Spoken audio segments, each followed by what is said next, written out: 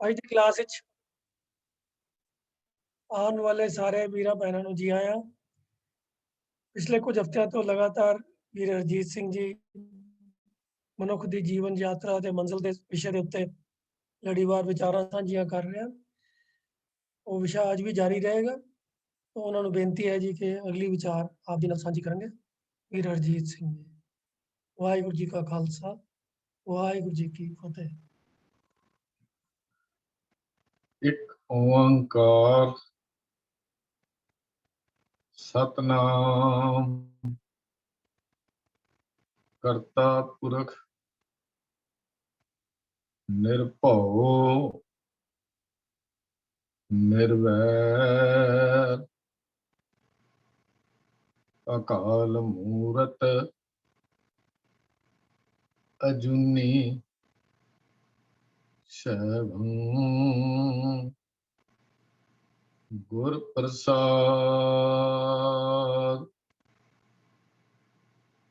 वाहिगुरु वाहिगुरु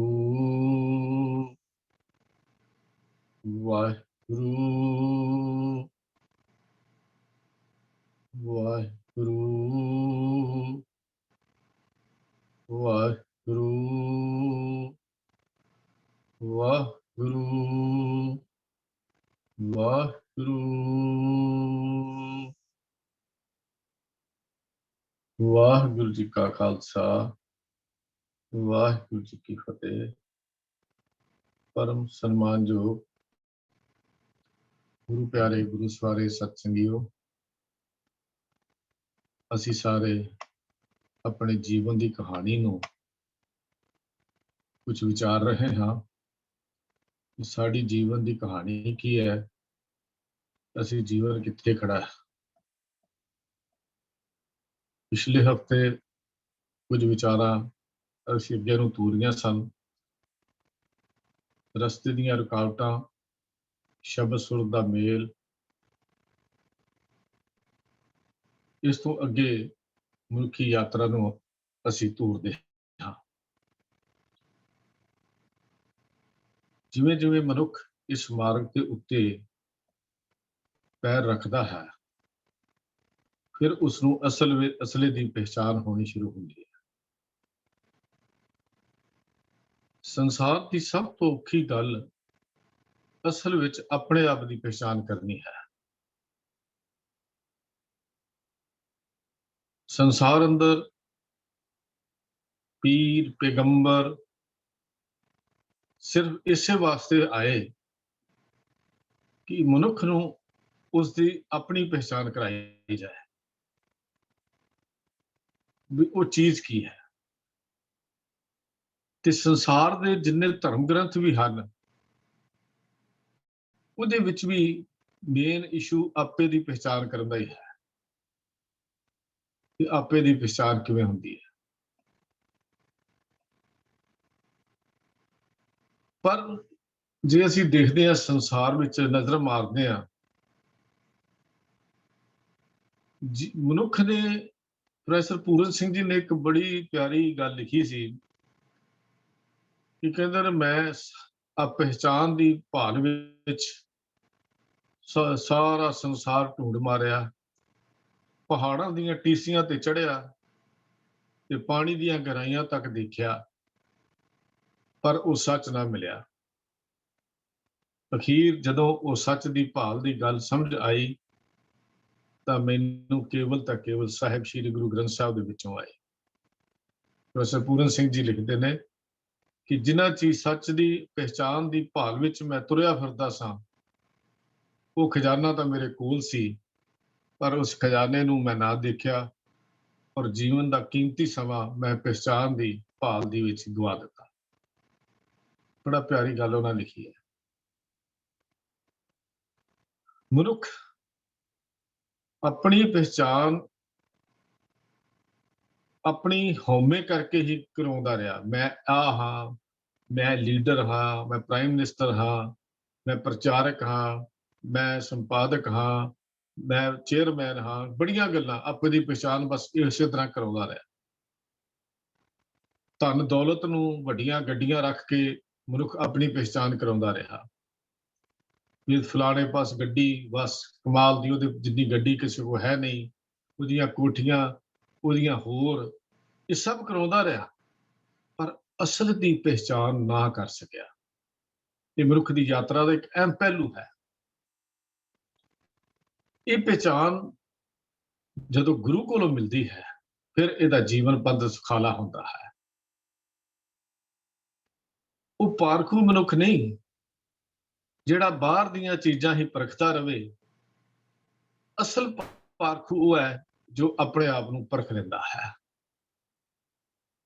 ਬਸ ਨਾਨਕ ਪਰਖੇ ਆਪ ਕੋ ਤਾਂ ਪਾਰਖ ਜਾਣ।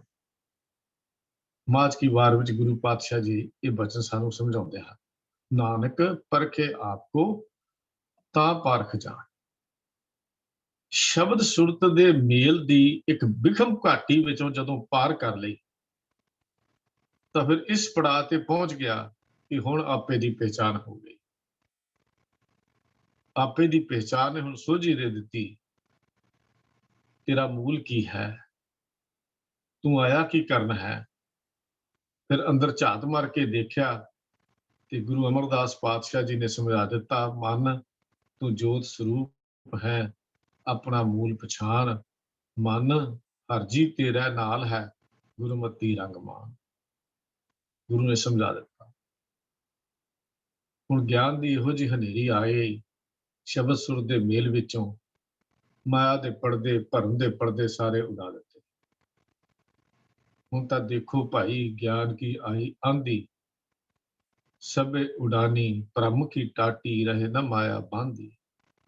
ਸੰਤ ਕਬੀਰ ਜੀ ਗੌੜੀ ਰਾਗ ਦਾ ਬਚਨ ਸਮਝਾਉਂਦੇ ਹਨ ਤੇ ਅਖੀਰ ਤੇ ਜਾ ਕੇ ਲਿਖਦੇ ਨੇ, ਆਂਤੀ ਪਾਛੇ ਜੋ ਜਲ ਵਰਖੈ, ਇਹ ਤੇਰਾ ਜਨ ਭੀਨਾ। ਇਹ ਹੈ ਸ਼ਬਦ ਸੁਰ ਦੇ ਮੇਲ ਦੀ ਕਹਾਣੀ। ਭੀਨਾ, ਭਿੱਜ ਗਿਆ। ਆਂਦੀ ਪਾਛੇ, ਗਿਆਨ ਦੀ ਹਨੇਰੀ ਦੇ ਪਿੱਛੇ ਜੋ ਸਹਿਜ ਦਾ ਅੰਮ੍ਰਿਤ ਵਰਖਾ ਦਾ ਮੀਂਹ ਸੀ, ਕੜੀਆਂ ਪੈਂਦੀਆਂ ਸਨ, ਉਹਦੇ ਚ ਭਿੱਜ ਗਿਆ। ਗਿਆਨ ਦੀ ਹਨੇਰੀ ਤੋਂ ਬਾਅਦ ਆਂਦੀ ਪਾਛੇ ਜੋ ਜਲ ਵਰਖੈ। ਬਹੁਤ ਸਾਰੇ ਤਾਂ ਗਿਆਨ ਦੀ ਹਨੇਰੀਆਂ ਵਿੱਚ ਹੀ ਉੱਡ ਗਏ, ਆਪਣੇ ਆਪ ਨੂੰ ਗਿਆਨਵਾਨ ਸਮਝਣ ਲੱਗ ਪਏ, ਆਪਣੇ ਆਪ ਨੂੰ ਵਿਦਵਾਨ ਸਮਝਣ ਲੱਗ ਪਏ, ਆਪਣੇ ਆਪ ਨੂੰ ਚੰਗੇ ਸਕਾਲਰ ਸਮਝਣ ਲੱਗ ਪਏ। ਬਸ ਇੱਥੇ ਆ ਕੇ ਹੀ ਉਹਨਾਂ ਦੀ ਕਹਾਣੀ ਖੜੀ ਹੋ ਗਈ। ਪਰ ਜਿਨ੍ਹਾਂ ਦੇ ਅੰਦਰ ਆਂਦੀ ਪਾਛੇ ਜੋ ਜਲ ਵਰਖੈ, ਤਹਿ ਤੇਰਾ ਜਨ ਭੀਨਾ, ਜਿਨ੍ਹਾਂ ਅੰਦਰ ਪ੍ਰੇਮ ਦੀ ਕੜੀ ਸੀ, ਪ੍ਰੇਮ ਦਾ ਪਲੀਤਾ ਲੱਗਾ ਹੋਇਆ ਸੀ, ਉਸ ਪ੍ਰੇਮ ਦੇ ਪਲੀਤੇ ਨੇ ਉਹਨਾਂ ਨੂੰ ਭਿਉਂ ਦਿੱਤਾ, ਭਿੱਜ ਗਏ। ਕਹਿ ਕਬੀਰ ਮਨ ਭਿਆ ਪ੍ਰਗਾਸਾ, ਉਹਦੇ ਭਾਨ ਜਬ ਚੀਨਾ। ਵਾਹ, ਅੰਦਰ ਗਿਆਨ ਦੀ ਰੋਸ਼ਨੀ ਹੋ ਗਈ, ਆਨੰਦ ਦੀ ਰੋਸ਼ਨੀ ਹੋ ਗਈ। ਉਹ ਸੂਰਜ ਚੜ ਗਿਆ। ਜਿਸ ਸੂਰਜ ਦੀਆਂ ਕਿਰਨਾਂ ਪਹਿਲਾਂ ਹਉਮੈ ਤੇ ਮੈਂ ਮੇਰੀ ਕਰਕੇ ਸਾਡੇ ਤੱਕ ਨਹੀਂ ਸੀ ਪਹੁੰਚਦੀਆਂ, ਹੁਣ ਪਹੁੰਚ ਗਈ। ਹੁਣ ਪਤਾ ਲੱਗ ਗਿਆ ਹਰ ਰਤਨ ਪਦਾਰਥ ਲਾਧਾ ਦੀ ਅਵਸਥਾ ਤੇ ਜਾ ਪਹੁੰਚਿਆ। ਹੋ ਗਿਆ, ਪਹਿਚਾਨ ਹੋ ਗਈ। ਫਿਰ ਨਿਰਮਲ ਗਿਆਨ ਪੈਦਾ ਹੋਇਆ। ਦੁਨੀਆ 'ਚ ਕੌਣ ਹੈ, ਮੇਰਾ ਕੌਣ ਹੈ, ਮੈਂ ਕੌਣ ਹਾਂ, ਕਿੱਥੇ ਹਾਂ, ਇਹ ਸਮਝ ਆ ਗਈ। ਕਿ ਕੋਈ ਜਾਣੇ ਕਵਨ ਇਹਾਂ ਜਗਮੀਤ, ਜਿਸ ਹੋਏ ਕਿਰਪਾਲ ਸੂਈ ਵਿਦ ਬੂਝੇ, ਤਾਂ ਕੀ ਨਿਰਮਲ ਰੀਤ। ਇਹ ਗੱਲ ਦੀ ਸਮਝ ਆ ਗਈ। ਮਾਤ ਪਿਤਾ ਬੰਤਾ ਸੁਤ ਬੰਧਵ ਇਸ਼ਟ ਮੀਤ, ਅਰ ਭਾਈ ਪੂਰਵ ਜਨ ਕੇ ਮਿਲੇ ਸੰਜੋਗੀ, ਅੰਤ ਹੈ ਕੋ ਨਾ ਸਹਾਈ। ਇਹ ਸਾਰੀ ਕਹਾਣੀ ਉਸਨੂੰ ਆਪਣੇ ਆਪ ਦੀ ਸਮਝ ਆ ਗਈ। ਹੁਣ ਤਾਂ ਫਿਰ ਸਤਿਗੁਰ ਸ਼ਬਦ ਹਜ਼ਾਰੋਂ ਦੀਪਾਂ ਤੇ ਜਾ ਕੇ ਪਹੁੰਚ ਗਿਆ। ਬਿਆੰਸੋ ਅੰਧਕਾਰ ਤੇ ਮੰਦਰ, ਰਤਨ ਕੋਠੜੀ ਖੁੱਲੀ ਅਨੂਪਾ। ਇਸ ਅਵਸਥਾ ਤੇ ਉਹ ਗੱਲ ਨੂੰ ਸਾਰੀ ਨੂੰ ਇਹ ਸਮਝ ਆਉਣੀ ਸ਼ੁਰੂ ਹੋ ਗਈ। ਫਿਰ ਆਪੇ ਦੀ ਪਛਾਣ ਕਰਨ ਤੋਂ ਬਾਅਦ ਸੱਚ ਜਾਣਿਓ, ਮਨੁੱਖ ਦੇ ਸਾਰੇ ਹੀ ਕੀਤੇ ਹੋਏ ਦਾਅਵੇ ਟੁੱਟ ਜਾਂਦੇ ਹਨ। ਆਪਣੇ ਕੀਤੇ ਹੋਏ ਦਾਅਵੇ ਮਨੁੱਖ ਨੂੰ ਆਪਣੇ ਗੁਨਾਹ, ਆਪਣੇ ਅੰਦਰ ਦੇ ਅਵਗੁਣ ਸਭ ਅੱਖਾਂ ਦੇ ਅੱਗੇ ਆ ਕੇ ਨਜ਼ਾਰੇ ਆਉਂਦੇ ਹਨ, ਘੁੰਮਦੇ ਹਨ। हमरे अवगुण बहुत बहुत है, वो बार बार हरगंत ना। ਫਿਰ ਇਹ ਗੱਲਾਂ ਅੰਦਰੋਂ ਫੁੱਟਦੀਆਂ ਹਨ। ਪਰ ਹਉਮੈ ਨਹੀਂ ਕਰਦਾ, ਹੰਕਾਰ ਨਹੀਂ ਕਰਦਾ। ਫਿਰ ਉਹ ਜੋ ਪਹਿਲੀਆਂ ਗੱਲਾਂ ਸਨ, ਆਪਣੀਆਂ ਉਡਾਰੀਆਂ ਨਹੀਂ ਮਾਰਦਾ। ਹੁਣ ਤਾਂ ਆਪਣੇ ਅਵਗੁਣਾਂ ਵੱਲ ਦੇਖਦਾ ਹੈ ਤੇ ਇਹ ਆਪਣੇ ਅਵਗੁਣਾਂ ਵੱਲ ਦੇਖ ਕੇ ਉਸ ਪਿਆਰੇ ਦੇ ਚਰਨਾਂ ਵਿੱਚ, ਪ੍ਰੀਤਮ ਦੇ ਚਰਨਾਂ 'ਚ ਬੇਨਤੀਆਂ ਤੇ ਤਰਲੇ ਕਰਦਾ ਹੈ। ਅਰਦਾਸ ਤਾਂ ਪਹਿਲਾਂ ਵੀ ਕਰਦੇ ਸੀ, ਪਰ ਸਿਮਰ ਕੇਵਲ ਜ਼ੁਬਾਨ ਤੋਂ ਕਰਦਾ ਸੀ, ਮੂੰਹ ਹੀ ਬੋਲਦਾ ਸੀ, ਹਿਰਦੇ ਨਾਲ ਭਿੱਜ ਕੇ ਜੋਦੜੀ ਨਹੀਂ ਸੀ ਹੁੰਦੀ। ਹੁਣ ਆਪਣੇ ਅਵਗੁਣ ਨਜ਼ਰ ਆ ਗਏ, ਨਿਮਰਤਾ ਭਾਵ ਪੈਦਾ ਹੋ ਗਿਆ। ਅਵਸਥਾ ਬੜੀ ਪਿਆਰੀ ਹੈ, ਅਵਸਥਾ ਬਹੁਤ ਪਿਆਰੀ ਹੈ, ਜਿੱਥੇ ਇਸ ਅਵਸਥਾ ਤੇ ਪਹੁੰਚ ਕੇ ਜੀਵ ਦੋ ਗੱਲਾਂ ਪ੍ਰਤੱਖ ਦੇਖਦਾ ਹੈ। ਇੱਕ ਹੈ ਆਪਣੇ ਅਵਗੁਣ ਤੇ ਦੂਜਾ ਹੈ ਮੇਰੇ ਪਿਆਰੇ ਦੀ ਬਖਸ਼ਿਸ਼, ਉਹਦੀ ਰਹਿਮਤ, ਉਹਦੀ ਦੋ ਚੀਜ਼ਾਂ ਉਸ ਨਜ਼ਰ ਆਉਂਦੀਆਂ ਨੇ, ਆਪਣੀਆਂ ਗਲਤੀਆਂ ਤੇ ਪਿਆਰੇ ਦੀ ਬਖਸ਼ਿਸ਼। ਬੜੀ ਪਿਆਰੀ ਅਵਸਥਾ ਹੈ ਜਦੋਂ ਜੀਵ ਇੱਥੇ ਕਹਾਣੀ ਤੇ ਆ ਕੇ ਪਹੁੰਚਦਾ ਹੈ। ਆਪਣੇ ਅਵਗੁਣਾਂ ਦੀ ਗੱਲ ਪਹਿਲਾਂ ਤਾਂ ਹਰ ਕੰਮ ਦਾ ਦਾਅਵਾ ਬਣਦਾ ਸੀ, ਸੇਵਾ ਸਿਮਰਨ ਕਰਦਾ ਥੋੜਾ ਸੀ, ਦਿਖਾਉਂਦਾ ਜ਼ਿਆਦਾ ਸੀ। ਲੋਕੀ ਦੇਖ ਲੈਣ, ਲੋਕੀ ਕਹਿ ਲੈਣ, ਪਹਿਲਾਂ ਇੱਥੇ ਹੀ ਖੜਾ ਸੀ। ਉਦੋਂ ਅਵਸਥਾ ਸੀ ਸੇਵਾ ਥੋੜੀ ਮੰਗਣ ਬਹੁਤਾ, ਮੈਲ ਨਾ ਪਾਵੇ ਕਹਿ ਤੋ ਬਹੁਤਾ, ਉਦੋਂ ਇਸ ਅਵਸਥਾ ਤੇ ਖੜਾ ਸੀ। ਪਰ ਜਦੋਂ ਆਪਣੀਆਂ ਕਮੀਆਂ ਦੇ ਮੁਕਾਬਲੇ ਮੇਰੇ ਪਿਆਰੇ ਪ੍ਰੀਤਮ ਦੀਆਂ ਰਹਿਮਤਾਂ ਦਾ, ਬਖਸ਼ਾਂ ਦਾ ਪਤਾ ਲੱਗਾ, ਆਪਣੇ ਹਿਰਦੇ ਦੀ ਤੱਕੜੀ ਤੇ ਪਾ ਕੇ ਜਦੋਂ ਇਸ ਚੀਜ਼ ਨੂੰ ਤੋਲਿਆ, ਤਾਂ ਹੁਣ ਤਰਲੇ ਤੇ ਅਰਦਾਸ ਤੇ ਬੇਨਤੀਆਂ ਜੋਦੜੀਆਂ ਨਿਕਲਦੀਆਂ ਹਨ। ਹੁਣ ਤਰਲੇ ਨਿਕਲਦੇ ਹਨ। ਕਿਹੜੇ ਤਰਲੇ?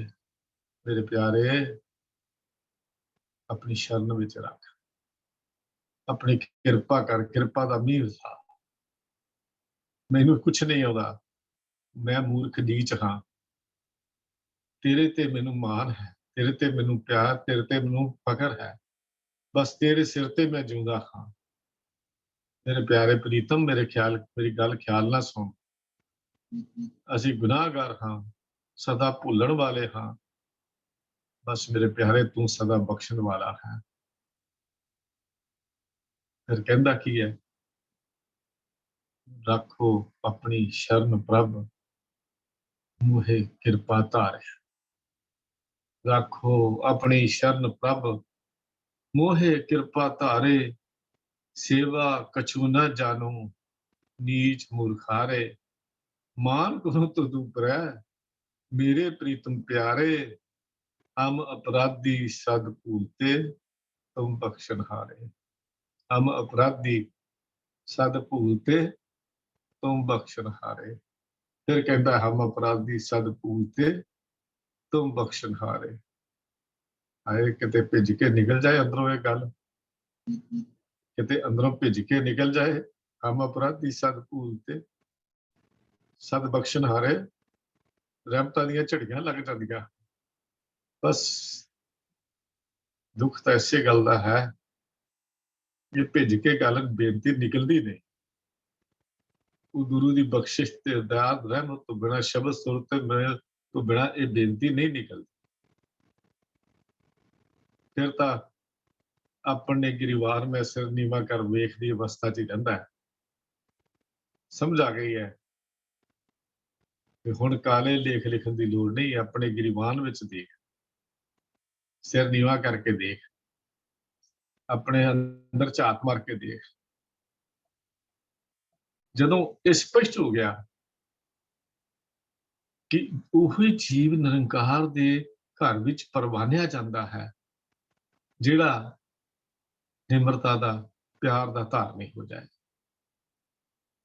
ਨਿਰੰਕਾਰ ਦੇ ਦੇਸ਼ ਵਿੱਚ ਦਾਅਵੇ ਨਹੀਂ ਚੱਲਦੇ, ਉੱਥੇ ਤਾਂ ਆਪਣੀ ਗਰੀਬੀ ਚੱਲਦੀ ਹੈ, ਮਨ ਦੀ ਗਰੀਬੀ ਚੱਲਦੀ ਹੈ, ਨਿਮਰਤਾ ਚੱਲਦੀ ਹੈ। ਹੁਣ ਤੱਕ ਤੇ ਕੋਈ ਲੜਾਈ ਰਹੀ, ਮੈਂ ਬੜਾ ਸਿਆਣਾ ਹਾਂ, ਦੂਜੇ ਮੂਰਖ ਹਨ, ਪਰ ਜਿਹਨੂੰ ਆਪਣੇ ਆਪ ਨੂੰ ਜਿਹਨੇ ਜਾਣ ਲਿਆ, ਉਹ ਅਜਿਹਾ ਨਹੀਂ ਕਹਿੰਦਾ।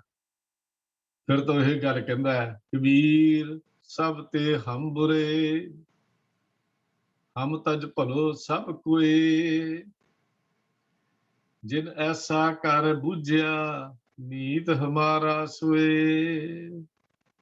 ਕਬੀਰ ਸਭ ਤੇ ਹਮ ਬੁਰੇ, ਹੁਣ ਤੇ ਇਹੋ ਹੀ ਤਰਲੇ ਆ, ਹੁਣ ਤਾਂ ਇਹੋ ਹੀ ਗੱਲ ਕਹਿੰਦਾ।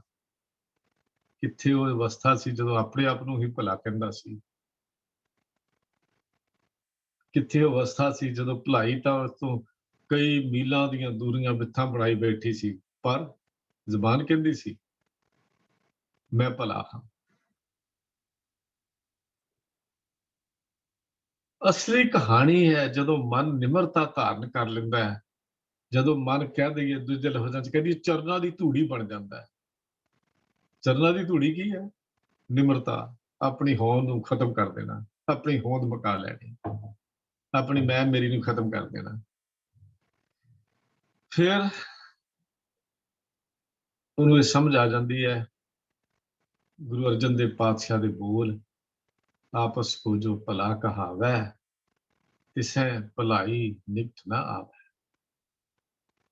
ਫਿਰ ਸਮਝ ਆ ਗਈ ਸਰਬ ਕੀ ਰੇਨ ਜਾਂ ਕਾ ਮਨ ਹੋਏ, ਕਹੋ ਨਾਨਕ ਤਾਂ ਕੀ ਨਿਰਮਲ ਸੋਏ। ਗੱਲ ਫਿਰ ਸਮਝ ਆਈ ਵੀ ਭਲਾ ਭਲਾ ਕਹਾਣ ਨਾਲ ਨਹੀਂ ਹੋਣਾ।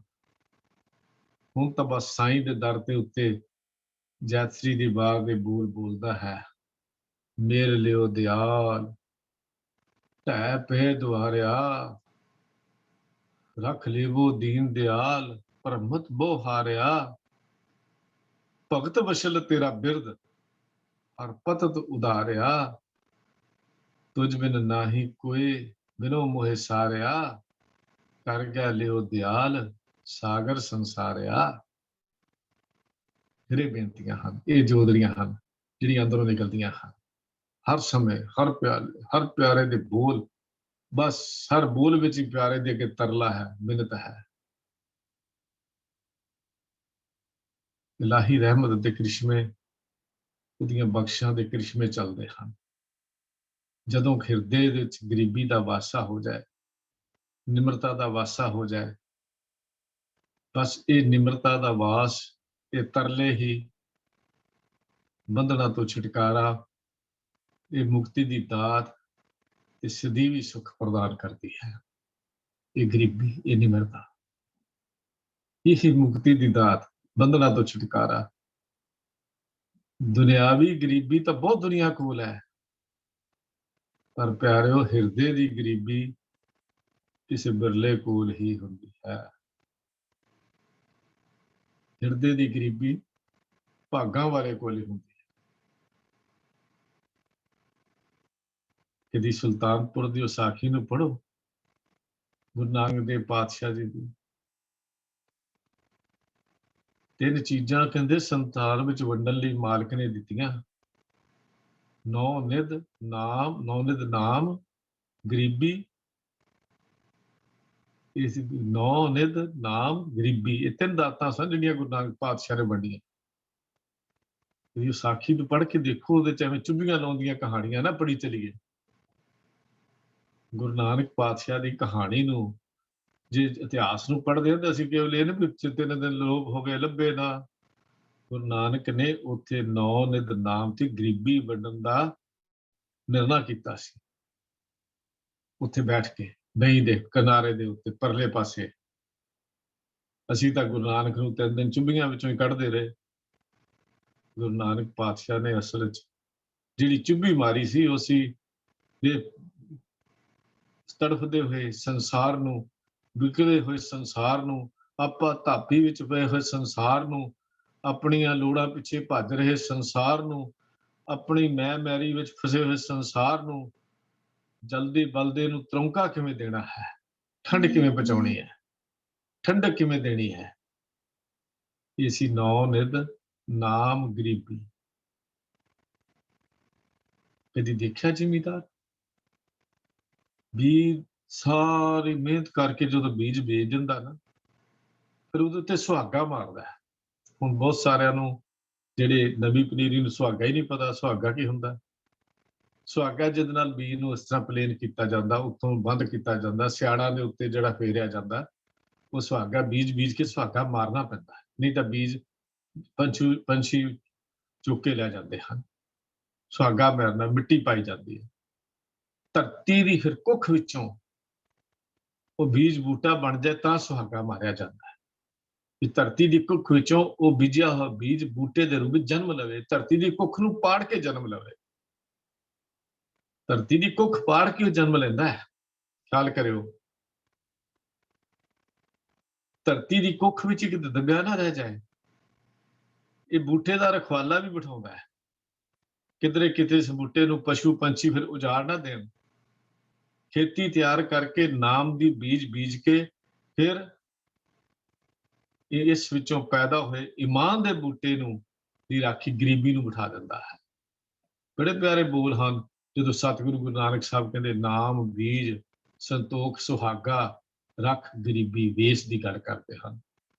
ਭਲਿਆ ਨਾਮ ਬੀਜਿਆ, ਸੰਤੋਖ ਦਾ ਸੁਹਾਗਾ ਮਾਰ ਤੇ ਗਰੀਬੀ ਈਮਾਨ ਉਹਦੀ ਰਾਖੀ ਲਈ ਗਰੀਬੀ ਨੂੰ ਬਿਠਾ ਦੇ। ਰੱਖ ਗਰੀਬੀ ਵੇਚਦਾ ਨਹੀਂ, ਪੱਟੇ ਕੱਪੜੇ ਪਾ ਕੇ ਬੈਠ ਜਾ। ਰੱਖ ਗਰੀਬੀ ਵੇਚਦਾ ਭਾਵ ਇਹ ਨਹੀਂ ਸੀ। ਗੁਰੂ ਨਾਨਕ ਪਾਤਸ਼ਾਹ ਨੇ ਸਾਨੂੰ ਕੱਪੜੇ ਪਾਉਣ ਤੋਂ ਮਨਾ ਕਰ, ਨਹੀਂ।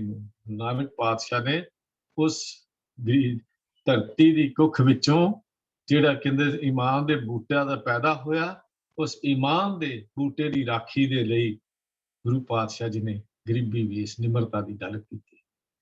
ਨਿਮਰਤਾ ਦਾ ਭਾਵ ਨਾਮ ਬੀਜ ਸੰਤੋਖ ਸੁਹਾਗਾ ਰੱਖ ਗਰੀਬੀ ਵੇਸ।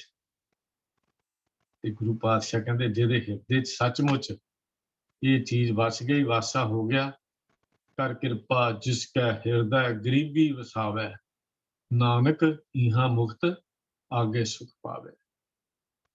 ਜੇ ਹਿਰਦੇ ਦੀ ਗਰੀਬੀ ਦਾ ਧਾਰਨੀ ਬਸ ਬਿਨੋ ਮੋਹੇ ਸਾਰਿਆ ਅਰਦਾਸ ਕਰਦਾ ਰਹਿੰਦਾ ਹੈ, ਵਹੇ ਵਾਹਿਗੁਰੂ ਜੀ ਜਿਉ ਜਾਣੋ ਤਿਉ ਰਾਖ, ਹਰ ਪ੍ਰਭ ਤੇਰਿਆ ਕੀਤੇ ਗੁਣੋ ਅਸੰਖ ਅਵਗੁਣ ਮੇਰਿਆ। ਕਿੰਨੇ ਕੁ ਅਵਗੁਣ ਗਿਣਾ, ਅਸੰਖ ਨੇ, ਇੱਕ ਹੋਵੇ ਤਾਂ ਗਿਣਾ, ਮੇਰੇ ਦੋ ਹੋਣ ਤਾਂ ਗਿਣਾ। ਜਿਹੜੀ ਗਿਣਤੀ ਨਹੀਂ ਜਿਹਨਾਂ ਅਵਗੁਣਾਂ ਦੀ ਪਾਤਸ਼ਾਹ ਤੇਰੇ, ਮੇਰੀ ਤਾਂ ਗਿਣਤੀ ਅਵਗੁਣਾਂ ਦੀ ਗਿਣਤੀ ਨਹੀਂ ਹੋ ਸਕਦੀ। ਮੇਰੇ ਤਾਂ ਅਵਗੁਣ ਇੰਨੇ ਨੇ, ਹਮਰੇ ਅਵਗੁਣ ਬਹੁਤ ਹੈ, ਉਹ ਬਾਰ ਗੰਤ ਨਾ ਆਵੇ। ਜਦੋਂ ਸਾਰੇ ਗੁਣਾਂ ਦਾ ਅਸਤਤ ਇੱਥੇ ਪ੍ਰਗਟ ਹੋ ਗਿਆ, ਨਿਮਰਤਾ ਦਾ ਜਨਮ ਹੋ ਗਿਆ, ਫਿਰ ਪਿਆਰਿਓ ਇਸ ਵਿੱਚੋਂ ਮਿਠਾਸ ਪੈਦਾ, ਇਹ 'ਚ ਮਿਠਾਸ ਪਿਆਰਾ ਹੁੰਦੀ ਹੈ। ਕਿਉਂ? ਕਿਉਂਕਿ ਮਿੱਠਤ ਨੀਵੀਂ ਨਾਨਕਾ ਗੁਣ ਚੰਗਿਆਈਆਂ ਤਤ ਦੀ ਗੱਲ ਵੀ ਗੁਰੂ ਸਾਹਿਬ ਸਮਝਾਉਂਦੇ। ਹੁਣ ਇਸ ਤੋਂ ਹੋਰ ਅੱਗੇ ਨੂੰ ਚੱਲੀਏ। ਗੁਰੂ ਸ਼ਬਦ ਦੇ ਪ੍ਰਕਾਸ਼ ਨਾਲ ਆਪਣੇ ਅਵਗੁਣਾਂ ਨੂੰ ਵੇਖ ਕੇ ਪ੍ਰਵਾਨ ਕਰ ਲਿਆ। ਸੱਚੇ ਸਾਹਿਬ ਸਭ ਗੁਣ ਅਵਗੁਣ ਸਭ ਅਸਾਂ, ਇਹ ਗੱਲ ਦੀ ਪਛਾਣ ਹੋ ਗਈ। ਸੱਚੇ ਸਾਹਿਬ ਸਭ ਗੁਣ ਅਵਗੁਣ ਸਭ ਅਸਾਂ, ਵੀ ਉਸ ਸਾਰੇ ਗੁਣ ਦਾ ਮਾਲਕ ਤਾਂ ਉਹ ਹੈ, ਅਸੀਂ ਤਾਂ ਅਵਗੁਣਾਂ ਨਾਲ ਭਰੇ ਹੋਏ ਹਾਂ। ਫਿਰ ਉਹਨਾਂ ਦੀ ਮਾਫੀ ਵਾਸਤੇ ਅਰਦਾਸ ਵੀ ਜ਼ਬਾਨੋਂ ਨਹੀਂ, ਮੂੰਹ ਤੋਂ ਨਹੀਂ, ਹਿਰਦੇ ਦੀ ਗਹਿਰਾਈ ਵਿੱਚੋਂ ਪ੍ਰਗਟ ਹੁੰਦੀ ਹੈ। ਇੱਥੇ ਅਰਦਾਸ ਵਿਅਰਥੀ ਨਹੀਂ ਜਾਂਦੀ। ਜਦੋਂ ਹਿਰਦੇ ਦੀ ਗਹਿਰਾਈ ਵਿੱਚੋਂ ਅਸੀਂ ਗੁਰੂ ਦੇ ਅੱਗੇ ਅਰਦਾਸ, ਜੋਦੜੀ ਤੇ ਬੇਨਤੀ ਤੇ ਮਿਹਨਤ ਤਰਲਾ ਕਰਦੇ ਹਾਂ, ਕਦੀ ਵੀ ਇਹੋ ਜਿਹੀ ਹਿਰਦੇ ਦੀ ਗਹਿਰਾਈ ਵਿੱਚੋਂ ਕੀਤੀ ਹੋਈ ਅਰਦਾਸ ਵਿਅਰਥੀ ਨਹੀਂ ਜਾਂਦੀ। ਹਿਰਦਾ ਉਹਦੀ ਬਖਸ਼ਿਸ਼ ਲਈ ਬਬੀਹੇ ਵਾਂਗੂ ਪੁਕਾਰਾਂ ਕਰਦਾ ਹੈ। ਕਦੀ ਬਬੀਹਾ ਤੜਫਦਾ ਦੇਖਿਆ ਪ੍ਰਿਯੋ ਕਰਦਾ ਹੈ। ਪਾਣੀ ਦੇ ਦਰਿਆ ਚੱਲਦੇ ਹੋਣ, ਨਦੀਆਂ ਚੱਲਦੀਆਂ ਹੋਣ, ਸਮੁੰਦਰ ਹੋਵੇ, ਤੇ ਉਹਨੂੰ ਇਸ ਗੱਲ ਸਮਝਾਏ, ਭਲਿਆ ਕਿਉਂ ਪ੍ਰਿਯੋ ਕਰਦਾ, ਕਿਉਂ ਤੜਫਦਾ ਹੈ? ਪਾਣੀ ਦੇ ਦਰਿਆ ਚੱਲ ਰਹੇ ਨੇ, ਨਦੀਆਂ ਚੱਲਦੀਆਂ ਨੇ, ਪਾਣੀ ਪੀ ਕੇ ਤ੍ਰਿਪਤੀ ਕਰ ਲੈ। ਅੱਗੋਂ ਕਹੇਗਾ ਨਹੀਂ, ਵਗਦੇ ਹੋਏ ਦਰਿਆਵਾਂ ਦੇ ਪਾਣੀ ਤੇ ਸਮੁੰਦਰ ਭਰੇ ਹੋਏ ਸਮੁੰਦਰਾਂ ਦੇ ਪਾਣੀ ਮੇਰੀ ਤ੍ਰਿਪਤੀ ਨਹੀਂ ਕਰਦੇ, ਬਸ ਇੱਕ ਬੂੰਦ ਚਾਹੀਦੀ ਹੈ, ਉਹ ਜੋ ਪਿਆਰੇ ਦੀ ਬਖਸ਼ਿਸ਼ ਦੀ ਬੂੰਦ ਮੇਰੀ ਹਿਰਦੇ ਦੀ ਚੋਟੀ ਵਿੱਚ ਆ ਕੇ ਪੈ ਜਾਏ, ਬਸ ਉਹੀ ਚਾਹੀਦੀ ਹੈ। ਫਿਰ ਹੁੰਦਾ ਕੀ ਹੈ, ਰਹਿਮਤ ਦੀਆਂ ਬਰਖਾਂ, ਰਹਿਮਤ ਦਾ ਮੀਂਹ ਪੈਂਦਾ ਹੈ। ਜਦੋਂ ਤਰਲੇ ਕਰਦਾ ਨਾ, ਫਿਰ ਕਰਤਾਰ ਦੇ ਘਰ ਤੇ ਕੀਤੀ ਹੋਈ ਬੇਨਤੀ, ਕੀਤੇ ਹੋਏ ਤਰਲੇ ਪ੍ਰਵਾਨ ਹੁੰਦੇ ਨੇ। ਭਗਤ ਨਾਨਕ ਭਰਮ ਭਟ ਖੁੱਲੇ, ਗੁਰ ਪ੍ਰਸਾਦੀ ਜਾਣਿਆ, ਸਾਚੀ ਲਿਵ ਲੱਗੀ ਹੈ ਭੀਤਰ, ਸਤਿਗੁਰੂ ਸਿਉ ਮਨ ਮਾਨਿਆ। ਸਤਿਗੁਰੂ ਸਿਉ ਮਨ ਮਾਨਿਆ, ਗੁਰੂ ਪਾਤਸ਼ਾਹ ਦੇ ਬਚਨ ਧਰਾਸਰੀ ਰਾਗ ਦੇ ਬੋਲ ਹਨ। ਭਗਤ ਨਾਨਕ ਭਰਮ ਭਟ ਖੁੱਲੇ, ਗੁਰ ਪ੍ਰਸਾਦੀ ਜਾਣਿਆ, ਗੁਰੂ ਦੀ ਕਿਰਪਾ। ਗੁਰ ਪ੍ਰਸਾਦੀ ਜਿਨ੍ਹਾਂ ਲਿਵ ਲੱਗੀ, ਤਿਨੀ ਵਿੱਚੀ ਮਾਇਆ ਪਾਇਆ। ਨਾਨਕ ਸਾਹਿਬ ਦੀ ਬਾਣੀ ਚ ਅਸੀਂ ਪੜ੍ਹਦੇ ਹਾਂ, ਸਾਚੀ ਲਿਵ ਲੱਗੀ ਹੈ ਭੀਤਰ, ਸਤਿਗੁਰ ਸਿਉ ਮਨ ਮਾਨਿਆ। ਫਿਰ ਹੁਣ ਤਾਂ ਗੁਰੂ ਬਖਸ਼ਿਸ਼ ਦੇ ਨਾਲ ਇਹ ਗੱਲ ਤਾਂ ਸਾਫ਼ ਹੋ ਗਈ, ਇਹ ਗੱਲ ਤਾਂ ਸਪਸ਼ਟ ਹੋ ਗਈ। ਜਿਸ ਸੰਸਾਰ ਨੂੰ ਹੁਣ ਤੱਕ ਸਮਝ ਨਹੀਂ ਸੀ ਸਕਿਆ ਕਿ ਸੰਸਾਰ ਚੰਗਾ ਹੈ, ਮਾੜਾ ਨਹੀਂ, ਬਲਕਿ ਲਿਵ ਟੁੱਟ ਜਾਵੇ ਤਾਂ ਹੋਰ ਦਿਸਦਾ ਹੈ, ਲਿਵ ਜੁੜ ਜਾਵੇ ਤਾਂ ਹੋਰ ਦਿਸਦਾ ਹੈ। ਮਨੁੱਖ ਦੀ ਆਪਣੀ ਦਸ਼ਾ ਅਨੁਸਾਰ ਇਹ ਸੰਸਾਰ ਨਜ਼ਰ ਆਉਂਦਾ ਹੈ। ਜਦੋਂ ਲਿਵ ਟੁੱਟ ਗਈ, ਸੰਸਾਰ ਦੁੱਖਾਂ ਦਾ ਘਰ, ਕਲੇਸ਼, ਝਗੜੇ ਇਹੋ ਨਜ਼ਰ ਆਉਂਦੇ ਨੇ। ਜਦੋਂ ਝੂਠ ਦਾ ਝੂਠ ਨਾਲ ਪਿਆਰ ਹੋ ਜਾਏ ਤਾਂ ਸੱਚਾ ਕਿੱਥੋਂ ਯਾਦ ਆਏਗਾ? ਜਿਸ ਕਰਕੇ ਸਭ ਕੂੜ ਹੀ ਕੂੜ ਨਜ਼ਰ ਆਉਂਦਾ ਹੈ। ਹੈਰਾਨੀ ਦੀ ਗੱਲ ਇਹ ਹੈ ਕਿ ਕੂੜ ਨਜ਼ਰ ਆਉਣ ਤੋਂ ਬਾਵਜੂਦ ਵੀ ਛੱਡ ਨਹੀਂ ਸਕਦਾ, ਕਿਉਂਕਿ ਕੂੜ ਮਿੱਠਾ ਬੜਾ ਹੈ। ਜਿਹੜਾ ਆਸਾ ਕੀ ਵਾਰ ਵਿੱਚ ਪਾਤਸ਼ਾਹ ਜੀ ਨੇ ਲਿਖਿਆ, ਕੂੜ ਵਿੱਚੋਂ ਤਾਂ ਸ਼ਹਿਦ ਵਰਗਾ ਰਸ ਮੰਨਦਾ, ਕੂੜ ਵਿੱਚੋਂ ਦਾ ਹੈ ਮਿੱਠਾ ਕਰਕੇ ਉਹਨੂੰ ਕੂੜ ਨੂੰ ਖਾਈ ਜਾਂਦਾ। ਜਿਸ ਦਿਨ ਲਿਵ ਲੱਗ ਗਈ, ਜਿਸ ਦਿਨ ਗੁਰੂ ਪ੍ਰਸਾਦੀ, ਜਿਸ ਦਿਨ ਗੁਰੂ ਪ੍ਰਸਾਦੀ ਲਿਵ ਲੱਗੀ, ਗੁਰੂ ਦੀ ਕਿਰਪਾ ਨਾਲ ਸਪਸ਼ਟ ਹੋ ਗਿਆ ਕਿ ਹੇ ਵਾਹਿਗੁਰੂ, ਤੇਰੇ ਤੋਂ ਬਿਨਾਂ ਸਭ ਕੁਝ ਕੂੜ ਹੀ ਕੂੜ ਹੈ, ਕੂੜ ਹੀ ਕੂੜ ਹੈ। ਇਹ ਗੱਲ ਦੀ ਸਮਝ ਆ। ਪਹਿਲਾ ਗੱਲ ਸੀ ਕੂੜ ਰਾਜਾ, ਕੂੜ ਪ੍ਰਜਾ, ਕੂੜ ਸਭ ਸੰਸਾਰ, ਕੂੜ ਮੰਡਪ, ਕੂੜ ਮਾੜੀ, ਕੂੜ ਬੈਸਨ ਹਾਰ, ਕੂੜ ਸੋਇਨਾ, ਕੂੜ ਰੂਪਾ, ਕੂੜ ਪਹਿਨਨ ਹਾਰ, ਕੂੜ ਕਾਇਆ, ਕੂੜ ਕੱਪੜ, ਕੂੜ ਰੂਪ ਅਪਾਰ, ਕੂੜ ਮੀਆਂ, ਕੂੜ ਬੀਬੀ, ਖੱਪ ਹੋਏ ਖਾਰ, ਕੂੜ ਕੂੜੇ ਨਹਿ ਲੱਗਾ ਵਿਸਰਿਆ ਕਰਤਾਰ, ਕਿਸ ਨਾਲ ਕੀਚੈ ਦੋਸਤੀ, ਸਭ ਜਗ ਚੱਲਣ ਹਾਰ, ਕੂੜ ਮਿੱਠਾ, ਕੂੜ ਮਾਖਿਓ, ਕੂੜ ਡੋਬੈ ਪੂਰ, ਨਾਨਕ ਵਖਾਣੇ, ਨਾਨਕ ਵਖਾਣੇ ਬੇਨਤੀ, ਕੀ ਤੁਧ ਬਾਝ ਕੂੜੋ ਕੂੜ। ਫਿਰ ਇਹ ਗੱਲ ਸਮਝ ਆ, ਫਿਰ ਉਹਦੇ ਚ ਉੱਪਰ ਉੱਠ ਗਿਆ। ਅੰਦਰ ਲਿਵ ਲੱਗਣ ਕਰਕੇ ਹੁਣ ਸੰਸਾਰ ਕੂੜ ਨਜ਼ਰ ਨਹੀਂ ਆਉਂਦਾ, ਬਲਕਿ ਗੁਰੂ ਦੀ ਬਖਸ਼ੀ ਹੋਈ ਤੱਕਣੀ ਨਾਲ, ਗੁਰੂ ਦੀ ਬਖਸ਼ੀ ਹੋਈ ਦ੍ਰਿਸ਼ਟੀ ਨਾਲ ਇਹ ਵੇਖਦਾ ਹੈ ਸੰਸਾਰ ਨੂੰ। ਫਿਰ ਇਸ ਸੰਸਾਰ ਵਿੱਚ ਵੀ ਉਸ ਨੂੰ ਇਹ ਸਮਝ ਆਉਂਦੀ, ਜਿਹੜਾ ਸੱਚੇ ਦਾ ਬਣਾਇਆ ਹੋਇਆ, ਜਿੱਥੇ ਸੱਚੇ ਦਾ ਵਾਸਾ ਹੈ, ਸੱਚੇ ਦੀ ਕਿਰਤ ਹੈ, ਉਹ ਕੂੜ ਕਿਵੇਂ ਹੋ ਸਕਦਾ ਹੈ? ਫਿਰ ਉਹ ਕਹਿੰਦਾ ਨਹੀਂ, ਇਹ ਅੰਮ੍ਰਿਤ ਰੂਪ ਹੈ। ਉਹਦੀ ਕੂੜ, ਉਹਦੀ ਕਿਰਤ, ਉਹਦੀ ਬਣਾਈ ਹੋਈ ਕਦੀ ਜ਼ਹਿਰ ਨਹੀਂ ਹੋ ਸਕਦੀ। ਦੇਖਣ ਚ ਦਾ ਫਰਕ ਸੀ।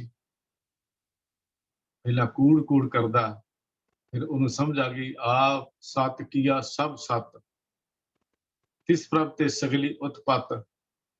ਫਿਰ ਇਹ ਗੱਲ ਦੀ ਸਮਝ ਆਣੀ ਸ਼ੁਰੂ ਹੋ ਗਈ। ਇਸ ਲਈ ਫਿਰ ਕਹਿਣ ਲੱਗ ਪਿਆ, ਇਹ ਜਗ ਸੱਚੇ ਕੀ ਹੈ ਕੋਠੜੀ, ਸੱਚੇ ਕਾ ਵਿਸ਼ਵਾਸ, ਇਕ ਨਾ ਹੁਕਮ ਸਮਾਏ ਲੈ, ਇਕ ਨਾ ਹੁਕਮ ਕਰੇ ਵਿਨਾਸ਼। ਆਸਾ ਕੀ ਬਾਤ ਤੋਂ ਗੱਲ ਸਮਝ ਆ ਗਈ। ਸੱਚੇ ਤੇਰੇ ਖੰਡ, ਸੱਚੇ ਬ੍ਰਹਿਮੰਡ, ਸੱਚੇ ਤੇਰੇ ਲੋਹ, ਸੱਚੇ ਆਕਾਰ।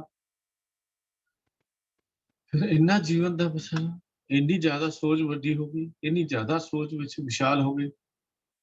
ਅਸਲ ਵਿੱਚ ਸਾਰਾ ਕੁਝ ਲਿਵ ਦੇ ਟੁੱਟ ਤੇ ਮੁੜ ਜੋੜ ਜਾਣ ਦੀ ਖੇਡ ਹੀ ਹੈ।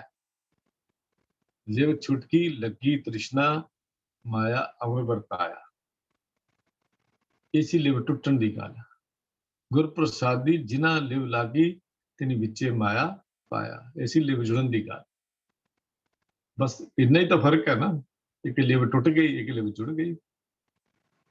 ਤਾਂ ਖੇਡ ਹੀ ਸਾਰੀ ਲਿਵ ਜੁੜਨ ਟੁੱਟਣ ਦੇ ਤੇ ਜੁੜਨ ਦੀ ਹੈ। ਧਰਮ ਦੀ ਸਾਧਨਾ ਇਸ ਲਈ ਹੀ ਕੀਤੀ ਜਾਂਦੀ ਹੈ ਕਿ ਟੁੱਟੀ ਹੋਈ ਲਿਵ ਫਿਰ ਦੁਬਾਰਾ ਉਸ ਨਾਲ ਜੁੜ ਜਾਏ। ਧਰਮ ਕੀ ਹੈ? ਧਰਮ ਦੀ ਸਾਧਨਾ ਕੀ ਹੈ, ਧਰਮ ਦਾ ਮਾਰਗ ਕੀ ਹੈ? ਟੁੱਟੀ ਹੋਈ ਲਿਵ ਉਸ ਨਾਲ ਦੁਬਾਰਾ ਜੁੜ ਜਾਏ ਤੇ ਕਾਦਰ ਜੋ ਆਪਣੇ ਆਪ ਨੂੰ ਇਸ ਕੁਦਰਤ ਦੇ ਵਿੱਚ ਛੁਪਾ ਕੇ ਬੈਠਾ ਹੋਇਆ ਹੈ, ਗੁਰੂ ਸ਼ਬਦ ਦੀ ਕਮਾਈ, ਗੁਰੂ ਸ਼ਬਦ ਦੀ ਘਾਲਣਾ ਨਾਲ ਉਹ ਕਿਤੇ ਉਹਦਾ ਨਜ਼ਾਰਾ ਸਾਨੂੰ ਦਿਸ ਜਾਏ। ਹੋਰ ਕੀ ਹੈ? ਲਿਵ ਟੁੱਟਣੀ ਤੇ ਲਿਵ ਜੁੜਨੀ ਦਾ ਫਰਕ ਕੀ ਹੈ?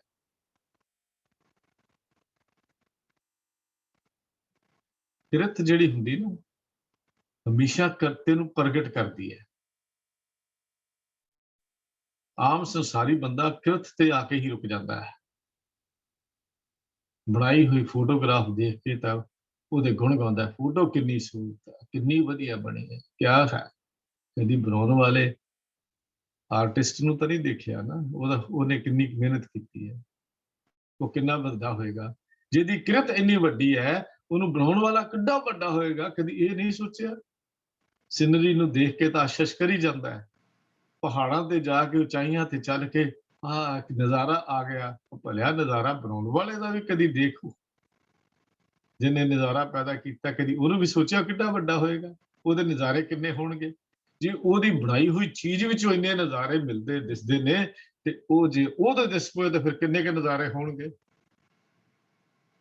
ਕਦੀ ਇਹ ਖਿਆਲ ਕੀਤਾ? ਕਦੀ ਮਨ ਵਿੱਚ ਵਿਚਾਰ ਆਈ? ਇਹ ਤਾਂ ਕਰਤੇ ਦੀ ਇਸ ਕੁਦਰਤ ਵਿੱਚ ਵਸੇ ਹੋਏ ਕਾਦਰ ਦੇ ਦੀਦਾਰ ਕਦੋਂ ਹੁੰਦੇ ਨੇ? ਲਿਵ ਜੁੜਨਾ ਵਿੱਚ। ਲਿਵ ਟੁੱਟ ਗਈ ਤਾਂ ਕੁਦਰਤ ਹੀ ਕੁਦਰਤ ਦਿਸਦੀ ਹੈ, ਲਿਵ ਜੁੜ ਗਈ ਤੇ ਕੁਦਰਤ ਵਿੱਚ ਕਾਦਰ ਵੀ ਦਿਸਦਾ ਹੈ। ਬਸ ਇਹੋ ਹੀ ਫਰਕ ਹੈ। ਕੁਦਰਤ ਨੂੰ ਰੱਬ ਕਹਿਣ ਵਾਲਿਓ, ਟੁੱਟੀ ਹੋਈ ਲਿਵ ਕਰਕੇ ਕੁਦਰਤ ਰੱਬ ਜਾਪਦੀ ਹੈ, ਪਰ ਲਿਵ ਜੁੜੀ ਹੋਈ ਹੋਵੇ ਤੇ ਇਸ ਕੁਦਰਤ ਵਿੱਚ ਵਸਿਆ ਹੋਇਆ ਕਾਦਰ ਵੀ ਦਿਸਦਾ ਹੈ। ਇਹ ਗੱਲ ਖਿਆਲ ਕਰਨਾ, ਸਮਝਣ ਦੀ ਗੱਲ ਇਹ ਹੈ ਕਿ ਕੁਦਰਤ ਰੱਬ ਨਹੀਂ, ਕੁਦਰਤ ਮੇਰੇ ਮਾਲਕ ਦੀ ਬਣਾਈ ਹੋਈ ਇੱਕ ਕਿਰਤ ਹੈ। ਕੁਦਰਤ ਨੂੰ ਬਣਾਉਣ ਵਾਲਾ ਮੇਰਾ ਕਾਦਰ ਵਿਸ਼ਾਲ ਹੈ, ਕਿੱਡਾ ਵੱਡਾ ਹੈ, ਉਹ ਤਾਂ ਕੋਈ ਲਿਵ ਜੁੜਿਆ ਹੀ ਪਤਾ ਲੱਗੇਗਾ। ਅਸਲ ਵਿੱਚ ਇਹ ਜਿਹੜੀ ਬਣਾਈ ਹੋਈ ਕੁਦਰਤ ਹੈ, ਇਹ ਉਹਦੀ ਹੋਂਦ ਦਾ ਇੱਕ ਪ੍ਰਤੱਖ ਸਬੂਤ ਹੈ। ਗੱਲ ਵੱਖਰੀ ਹੈ ਇਹ ਗੱਲ ਸਾਨੂੰ ਸਮਝਣ ਦੀ ਲੋੜ ਹੈ ਵੀ ਅਸੀਂ ਕਿਉਂ ਨਹੀਂ ਦੇਖਦੇ, ਕਿਉਂ ਸਾਡੀਆਂ ਨਜ਼ਰਾਂ ਉੱਥੇ ਤੱਕ ਨਹੀਂ ਜਾਂਦੀਆਂ। ਕਿਉਂਕਿ ਤਸਵੀਰਾਂ ਦੀ ਸਿਫਤ ਕਰਦੇ ਹਾਂ, ਤਸਵੀਰਾਂ ਦੀ ਸੁੰਦਰਤਾ ਮਨ ਨੂੰ ਮੋਹ ਲੈਂਦੀ ਹੈ। ਬੰਦਾ ਕਹਿ ਉੱਠਦਾ ਕਮਾਲ ਦੀ ਤਸਵੀਰ ਹੈ, ਕਮਾਲ ਦੇ ਰੰਗ ਹਨ, ਕਿਆ ਕਮਾਲ ਦਾ ਟੁਕੜਾ ਹੈ। ਪਰ ਇੱਕ ਕਾਗਜ਼ ਦਾ ਟੁਕੜਾ ਹੈ ਜਿਸ ਤੇ ਕੁਝ ਰੰਗ ਬਖੇਰ ਕੇ ਕਿਸੇ ਨੇ ਕੋਈ ਤਸਵੀਰ ਬਣਾ ਦਿੱਤੀ ਹੈ। ਹੱਥਾਂ ਦੀ ਛੋਹ ਪਾ ਕੇ ਇਸ ਰੰਗ ਵਿੱਚ ਕਿਸੇ ਚੁੱਪ ਦੀ ਭਾਸ਼ਾ ਦਾ ਸੁਨੇਹਾ ਦੇਣ ਵਾਲੇ ਪਿਆਰਿਓ, ਅਸਲ ਕਮਾਲ ਤਾਂ ਉਹਦੇ ਹੱਥ ਦਾ ਹੈ ਨਾ, ਜਿਹਨੇ ਬੁਰਸ਼ ਮਾਰ ਮਾਰ ਕੇ ਆਪਣੇ ਹੱਥਾਂ ਦੀ ਛੋਹ ਲਾ ਕੇ ਉੱਥੇ ਨੂੰ ਘੜਿਆ।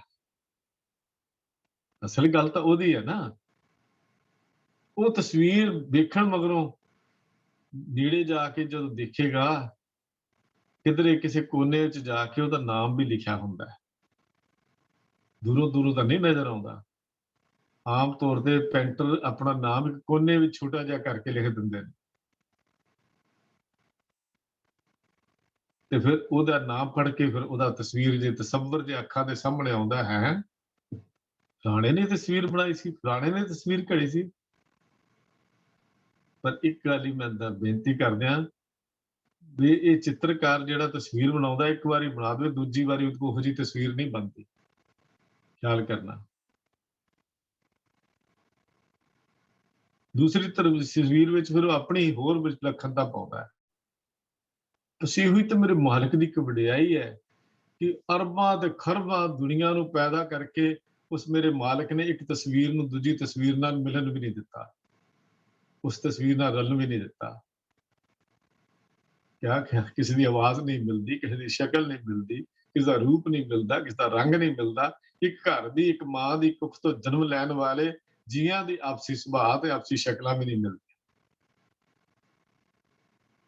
ਕਿੱਡੀ ਚਿੱਤਰਕਾਰੀ ਹੈ ਮੇਰੇ ਮਾਲਕ ਦੀ, ਕਿੱਡਾ ਵਿਸ਼ਾਲ ਹੈ ਉਹ, ਕਿੱਡਾ ਬਣਾਉਣ ਵਾਲਾ, ਘੜਨ ਵਾਲਾ ਸਾਡਾ ਕਿੱਡਾ ਵੱਡਾ ਹੈ।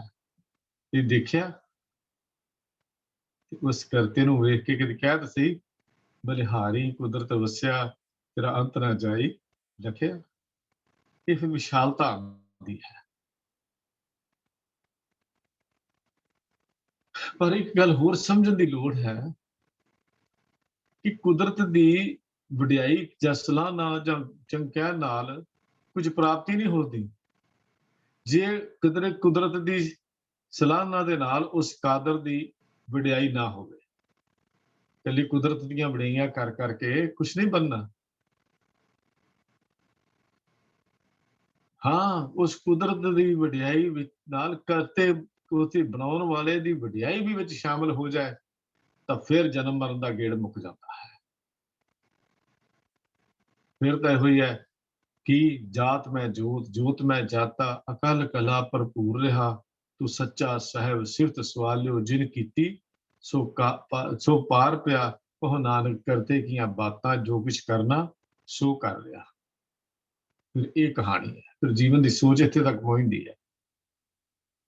ਗੁਰੂ ਕਿਰਪਾ ਦੇ ਨਾਲ, ਗੁਰੂ ਬਖਸ਼ਿਸ਼ ਦੇ ਨਾਲ ਜਦੋਂ ਲਿਵ ਲੱਗਦੀ ਹੈ, ਫਿਰ ਹੈਰਾਨ ਹੁੰਦਾ ਹੈ ਕਿ ਸਾਰੇ ਜੀਵ ਕਿਤੇ ਮਿੱਟੀ ਦੇ ਖਿਡੌਣੇ ਹਨ।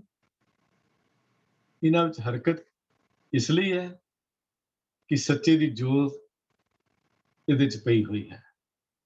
ਇਹ ਤਾਂ ਮਿੱਟੀ ਨਾ, ਇਹ ਗੱਲ ਕਦੋਂ ਸਮਝ ਆਉਂਦੀ ਹੈ?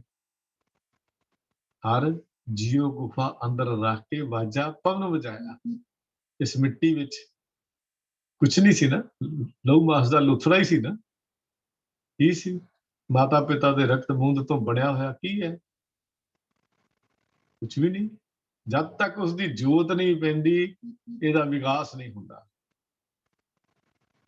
ਜਦ ਜੋਤ ਪੈਂਦੀ ਹੈ, ਜੋਤ ਤੋਂ ਬਿਨਾਂ ਲਹੂ ਮਾਸ ਦਾ ਲੁਥੜਾ ਹੀ ਹੈ। ਜੇ ਨਹੀਂ ਜੋਤ ਪਈ, ਫਿਰ ਕੇਤੇ ਗਰਭ ਗਲੇ, ਗਰਭ ਵਿੱਚ ਹੀ ਖਤਮ ਹੋ ਗਏ, ਕਿਉਂਕਿ ਜੋਤ ਨਹੀਂ ਪਈ, ਜੋਤ ਨਹੀਂ ਰੱਖੀ ਗਈ। ਕਰੋੜਾਂ ਐਸੇ ਨੇ, ਕੇਤੇ ਗਿਣਤੀ ਨਹੀਂ, ਜਿਨ੍ਹਾਂ ਅੰਦਰ ਜਨਮ ਤੋਂ ਪਹਿਲਾਂ ਹੀ, ਕਿਉਂਕਿ ਜੋਤ ਨਹੀਂ ਰੱਖੀ ਗਈ। ਇਹ ਖਿਡੌਣੇ ਹਨ ਮਿੱਟੀ ਦੇ, ਇਸ ਜਿਹੋ ਅਸੀਂ ਹਾਂ ਕੁਦਰਤ। ਇਹਦੇ ਵਿੱਚ ਹਰਕਤ ਕਰਨ ਲਈ ਜੋਤ ਕਰਤੇ ਨੇ ਪਾਈ ਹੈ।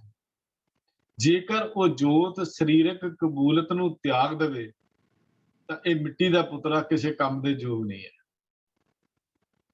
ਖਿਆਲ ਕਰਨਾ, ਇਸ ਮਿੱਟੀ ਦੇ ਖਿਡੌਣਾ ਤਾਂ ਉਹਨਾਂ ਚਿਰ ਹੀ ਖੇਡਦਾ ਹੈ ਜਿੰਨਾ ਚਿਰ ਸਾਈਂ, ਮੇਰਾ ਮਾਲਕ, ਮੇਰਾ ਪਿਆਰਾ ਪ੍ਰੀਤਮ ਆਪਣੀ ਜੋਤ ਇਹਦੇ ਪਿੱਛੇ ਰੱਖ ਕੇ ਇਹਨੂੰ ਖਿਡਾਉਂਦਾ ਹੈ। ਇਸ ਲਈ ਸਤਿਗੁਰੂ ਕਹਿੰਦੇ ਨੇ, ਭਾਈ ਤੂੰ ਪੁਜਾਰੀ ਜੋਤ ਦਾ ਬਣ, ਕਿਸੇ ਜਾਤ ਦਾ ਨਾ ਬਣ। ਉੱਚਾ ਨੀਵਾਂ ਦੇਖ ਕੇ ਸੰਸਾਰ ਨੂੰ ਭਟਕਣਾ, ਸਗੋਂ ਦੇ ਵਿੱਚ ਬੈਠੀ ਹੋਈ ਜੋਤ ਨੂੰ ਦੇਖ। ਲਿਵ ਜੁੜਦਿਆਂ ਇੱਕ ਤਮਾਸ਼ਾ ਨਜ਼ਰ ਆਉਂਦਾ ਹੈ। ਧਰਮ ਦੀ ਸਾਧਨਾ ਦਾ, ਧਰਮੀ ਬਣਨ ਦਾ ਮੁੱਖ ਮੰਤਵ ਇਹ ਹੈ, ਲਿਵ ਜੋੜ ਕੇ ਪਰਮੇਸ਼ਰ ਦੀ ਸਿਫਤ ਸਲਾਹ ਕਰਦਿਆਂ ਆਤਮਾ ਨੂੰ ਪਰਮ ਆਤਮਾ ਵਿੱਚ ਅਭੇਦ ਕਰਨਾ। ਧਰਮ ਦੀ ਸਾਧਨਾ, ਧਰਮ ਦਾ ਅਸਲ ਵਿੱਚ ਨਿਸ਼ਾਨਾ ਇਹੋ ਹੀ ਹੈ। ਪਰ ਹੁਣ ਤਾਂ ਨਜ਼ਰ ਆਉਂਦਾ ਹੈ ਕਿ ਕੁਝ ਲੋਕ ਜਿਨ੍ਹਾਂ ਦੀ ਆਪਣੀ ਲਿਵਤਾ ਜੁੜੀ ਨਹੀਂ ਹੁੰਦੀ, ਅੰਦਰੋਂ ਤਾਂ ਕੋਈ ਤਬਦੀਲੀ ਆਈ ਨਹੀਂ, ਤੇ ਬਾਹਰੋਂ ਲੋਕ ਦਿਖਾਵਾ ਕਰਕੇ ਸੱਚ, ਬਾਹਰੋਂ ਲੋਕ ਦਿਖਾਵਾ ਸੋਚ ਕਰਕੇ ਇਹ ਸੋਚ ਲੈਂਦੇ ਨੇ ਕਿ ਮੈਂ ਧਰਮ ਕਮਾ ਰਿਹਾ ਹਾਂ। ਨਹੀਂ, ਅਨੇਕਾਂ ਅਜਿਹੇ ਲੋਕ ਜਿਹੜੇ ਗ੍ਰਸਤੀ ਛੱਡ ਕੇ ਜੰਗਲਾਂ ਵਿੱਚ ਚਲੇ ਗਏ, ਆਪਣੇ ਆਪ ਨੂੰ ਦੁੱਖਾਂ ਵਿੱਚ ਪਾ ਲਿਆ, ਉਹਨਾਂ ਦਾ ਸ਼ਾਇਦ ਭਰਮ ਸੀ। ਮਾਇਆ ਛੱਡ ਕੇ ਚਲੇ ਗਏ, ਪਰ ਇਹ ਸੋਚ ਜਿੰਨਾ ਚਿਰ ਮਨ ਮਾਇਆ ਵਿੱਚ ਫਸਿਆ ਰਹੇਗਾ, ਉਹ ਪਵਿੱਤਰ ਨਹੀਂ ਹੁੰਦਾ। ਸਭ ਤੋਂ ਵੱਧ ਹੰਕਾਰ ਮਾਇਆ ਦਾ ਹੀ ਹੁੰਦਾ ਹੈ। ਜਿੱਥੇ ਮਰਜ਼ੀ ਭਟਕ ਲਓ, ਜਦ ਇਹ ਮਾਇਆ ਨਾਲ ਚਲੀ ਗਈ, ਬੰਦੇ ਦਾ ਛੁਟਕਾਰਾ ਨਹੀਂ। ਭਗਤ ਕਬੀਰ ਜੀ ਨੇ ਇਸ ਵਿਚਾਰ ਨੂੰ ਬੜੇ ਕਮਾਲ ਦੀ ਗੱਲ ਕੀਤੀ ਆਪਣੇ ਸ਼ਲੋਕਾਂ ਦੇ ਵਿੱਚ। ਕਬੀਰ ਮਾਇਆ ਤਜੀ ਤਾਂ ਕਿਆ ਪਿਆ, ਜੋ ਮਾਨ ਤਜਿਆ ਨਹੀਂ ਜਾਏ। ਭਗਤ ਜੀ ਦਾ ਸ਼ਲੋਕ ਹੈ 1372 ਅੰਕ ਗੁਰੂ ਗ੍ਰੰਥ ਸਾਹਿਬ ਜੀ ਦੇ ਉੱਤੇ। ਕਬੀਰ ਮਾਇਆ ਤਜੀ ਤਾਂ ਕਿਆ ਪਿਆ, ਜੋ ਮਾਨ ਤਜਿਆ नहीं जाए। मान मुनि मनवर गले, मन मान सबे को खाए। गल गए ਵੱਡੇ ਵੱਡੇ ਰਿਸ਼ੀ ਤਪੀ ਸਭ ਨੂੰ ਇਸ ਹੰਕਾਰ ਨੇ ਖਾ ਲਿਆ ਸੀ, ਸਭ ਕੁਝ ਛੱਡ ਦਿੱਤਾ। ਛੱਡਿਆ ਤਾਂ ਭਗਤ ਜੀ ਨੇ ਵੀ ਸੀ। ਰਾਤ ਛੱਡ ਕੇ ਜੋ ਕਮਾਉਣ ਲੱਗ ਪਿਆ, ਸਭ ਕੁਝ ਤਿਆਗ ਦਿੱਤਾ। ਰਸਤੇ ਵਿੱਚ ਤੁਰਿਆ ਜਾਂਦਾ, ਰਾਤ ਦਾ ਹਨੇਰਾ, ਚਮਕਦੀ ਹੋਈ ਚੀਜ਼ ਨਜ਼ਰ ਆਈ, ਉਸ ਨੂੰ ਹੀਰਾ ਤੇ ਲਾਲ ਸਮਝ ਕੇ ਹੱਥ ਪਾ ਬੈਠਾ। ਹੱਥ ਪਾਇਆ ਤੇ ਥੁੱਕ ਨਾਲ ਪਾਨ ਦੀ ਨਾਲ ਉਹ ਹੱਥ ਲਿਬੜ ਗਿਆ, ਜੋ ਰਾਤ ਦੇ ਹਨੇਰੇ ਵਿੱਚ ਚਮਕ ਰਹੀ ਸੀ। ਬਸ ਇਹੀ ਤਾਂ ਸੱਚਾਈ ਹੈ ਜਗਤ। ਭੁਲੇਖਾ ਤਾਂ ਫਿਰ ਨਾਲ ਰਹਿ ਗਿਆ। ਲਿਵ ਜੁੜਨ ਨਾਲ ਫਿਰ ਮਾਇਆ ਦੀ ਗੁਲਾਮੀ ਮੁੱਕ ਜਾਂਦੀ ਹੈ, ਫਿਰ ਕਿਸੇ ਨਾਲ ਨਫ਼ਰਤ ਨਹੀਂ ਹੁੰਦੀ। ਰੱਬੀ ਕੋਤਕਾਂ ਦਾ ਗਿਆਨ ਹੋ ਜਾਂਦਾ, ਸਮਝ ਆ ਜਾਂਦੀ ਹੈ। ਫਿਰ ਉਹ ਕਹਿੰਦਾ ਇੱਕ ਦਾਤੇ ਇੱਕ ਭਿਖਾਰੀ ਜੀ, ਸਭ ਤੇਰੇ ਚੋਜ ਮਿਟਾਣਾ। ਉਹ ਆਪੇ ਦਾਤਾ ਆਪੇ ਭੁਗਤਾ ਜੀ, ਹੁਣ ਤੁਧ ਬਿਨ ਅਵਰ ਨਾ ਜਾਣਾ। ਇਹ ਗੱਲਾਂ ਕਰ ਇੱਥੇ ਆ ਕੇ ਪਹੁੰਚਦਾ ਹੈ। ਸੰਸਾਰ ਦੇ ਕਰਮ ਕਾਂਡਾਂ ਵਿੱਚ ਉਲਝ ਕੇ ਅਸਲੀ ਵਸਤੂ ਦਾ ਵਪਾਰੀ ਬਣਨ ਦੀ ਬਜਾਏ ਅਸੀਂ ਅਸਲ ਵਿੱਚ ਜਨਮ ਬਿਰਥਾ ਗਵਾ ਰਹੇ ਹਾਂ। ਨਿਸ਼ਾਨੀਆਂ ਵੀ ਧਰਮ ਵਾਲੀਆਂ, ਕਰਮ ਵੀ ਧਰਮੀਆਂ ਵਾਲੇ, ਗੱਲਾਂ ਤੇ ਵਿਚਾਰ ਵੀ ਧਰਮੀ ਦੀਆਂ, ਪਰ ਧਰਮੀ ਨਾ ਬਣ ਸਕੇ, ਧਰਮੀ ਨਾ ਬਣ ਸਕੇ। ਗੱਲਾਂ ਕੀਤੀਆਂ, ਸਭ ਕੁਝ ਕੀਤਾ, ਦਿਖਾਵਾ ਵੀ ਕੀਤਾ, ਗਿਆਨ ਵੀ ਆਪਣਾ ਝਾੜਿਆ। ਇਹ ਤਾਂ ਹਿਰਦਾ ਕਪਟ ਮੁਖ ਗਿਆਨੀ, ਝੂਠੇ ਕਹਾ ਬਲੋਵਸ ਪਾਣੀ ਦੀ ਅਵਸਥਾ ਤੇ ਖੜੇ ਹੋਏ। ਇਹ ਤਾਂ ਗੁਰੂ ਅਰਜਨ ਸਾਹਿਬ ਜੀ ਨੇ ਸੁਖਮਣੀ ਦੀ ਬਾਣੀ ਚ ਵੀ ਨਕਸ਼ਾ ਖਿੱਚਤਾ। ਰਹਿਤ ਅਵਰ ਕਛ ਅਵਰ ਕਮਾਵਤ, ਮਨ ਨੀ ਪ੍ਰੀਤ ਮੁਖੋਂ ਗੰਢ ਲਾਵਤ। ਜਾਨਨ ਹਾਰ ਪ੍ਰਭੂ ਪ੍ਰਵੀਨ, ਬਾਹਰ ਭੇਖ ਨਾ ਕਾਹੂ ਪੀਨ। ਸਾਡੀਆਂ ਤਾਂ ਜਾਣਦਾ ਨਾ, ਲਿਖਿਆ ਨਾ ਥੋੜ੍ਹਾ। ਪ੍ਰਭੂ ਬਰੀਕ ਬੁੱਧੀ ਵਾਲਾ ਹੈ, ਪ੍ਰਵੀਨ ਹੈ। ਉਹ ਕਦੀ ਖੁਸ਼ ਨਹੀਂ ਹੁੰਦਾ, ਉਹ ਤਾਂ ਹਿਰਦੇ ਦੇ ਕਪਟ ਨੂੰ ਜਾਣਦਾ ਹੈ। ਤੇ ਕਰ ਵੀ ਲੈ ਤੇ ਕੀ ਹੋ ਜਾਏਗਾ। ਗੁਰੂ ਸਾਹਿਬ ਕਹਿੰਦੇ ਨੇ ਪੂਜਾ ਵਰਤ ਤਿਲਕ ਇਸ਼ਨਾਨਾ, ਪੁੰਨ ਦਾਨ ਬੋਧੈਨ। ਕਹੂੰ ਨਾ ਭਿਜੈ ਸੰਜਮ ਸੁਆਮੀ, ਬੋਲੇ ਮਿੱਠੇ ਮੀਠੇ ਬੈਨ। ਹਾਂ ਕਿੱਦਾਂ ਹੋਏਗਾ। ਪ੍ਰਭ ਜੀ ਕੋ ਨਾਮ ਜਪਤ ਮਨ ਚੈਨ, ਬਹੁ ਪ੍ਰਕਾਰ ਖੋਜੇ ਸਭ ਕਾਕੋ, ਵਿਖਮ ਨਾ ਜਾਈਏ। ਇਹ ਅਵਸਥਾ ਹੈ ਰਾਤਰੀ ਰਾਗ ਸ਼ਬਦ। ਪੂਜਾ ਵਰਤ ਤਿਲਕ ਇਸ਼ਨਾਨਾ, ਫਿਰ ਖਿਆਲ ਕਰਨਾ। ਲਿਵ ਜੁੜਨ ਕਰਕੇ ਉਸ ਕਰਤੇ ਪੁਰਖ ਦਾ ਬਣਿਆ ਹੋਇਆ ਪੁਜਾਰੀ ਸਮਝ ਲੈਂਦਾ ਹੈ ਕਿ ਸੰਸਾਰ ਦਾ ਸੱਚ ਕੀ ਹੈ। ਉਸ ਨੂੰ ਸੰਸਾਰ ਦੇ ਧਾਰਮਿਕ ਗ੍ਰੰਥਾਂ ਵਿੱਚੋਂ ਫਿਰ ਸੱਚ ਨਜ਼ਰ ਆਉਂਦਾ ਹੈ। ਪਰ ਦੂਜੇ ਪਾਸੇ ਕੇਵਲ ਗੱਲਾਂ ਕਰਨ ਨਾਲ, ਮਾਇਆ ਦੇ ਤਿੰਨਾਂ ਰਜਾ ਗੁਣਾ, ਤਮੋ ਗੁਣ, ਸਤੋ ਗੁਣ ਸੁੱਤੇ ਰਹਿਣ ਨਾਲ ਇਹ ਗੱਲ ਨਹੀਂ ਬਣਦੀ। ਜਿਹੜੀ ਆਪਾਂ ਆਨੰਦ ਸਾਹਿਬ ਦੀ ਬਾਣੀ ਵਿੱਚ ਵੀ ਆਪਾਂ ਪੜ੍ਹਦੇ ਹਾਂ, ਸਿਮਰਤ ਸ਼ਾਸਤਰ ਪੁੰਨ ਪਾਪ ਵਿਚਾਰਦਾ, ਤੱਤੇ ਸਾਰ ਨਾ ਜਾਣੀ। ਤੱਤੇ ਸਾਰ ਨਾ ਜਾਣੀ ਗੁਰੂ ਬਾਝੋਂ, ਤੱਤੇ ਸਾਰ ਨਾ ਜਾਣੀ। ਤੇ ਹੀ ਗੁਣੀ ਸੰਸਾਰ ਭਰਮ ਸੁੱਤਾ, ਸੁੱਤਿਆਂ ਰਹਿਣ ਵਿਹਾਣੀ। ਗੁਰ ਕਿਰਪਾ ਤੇ ਸੇ ਜਨ ਜਾਗੇ, ਜਿਨ੍ਹਾਂ ਹਰ ਮਨ ਵਸਿਆ। ਬੋਲੇ ਅੰਮ੍ਰਿਤ ਬਾਣੀ, ਕਹੇ ਨਾਨਕ ਸੋ ਤਤ ਪਾਏ। ਜਿਸ ਨੂੰ ਅੰਦਿਨ ਹਰ ਲਿਵ ਲਾਗੇ, ਜਾਗਤ ਰਹਿਣ ਵਿਹਾਣੀ। ਇਹ ਅਸਲੀ ਗੱਲ ਸੀ।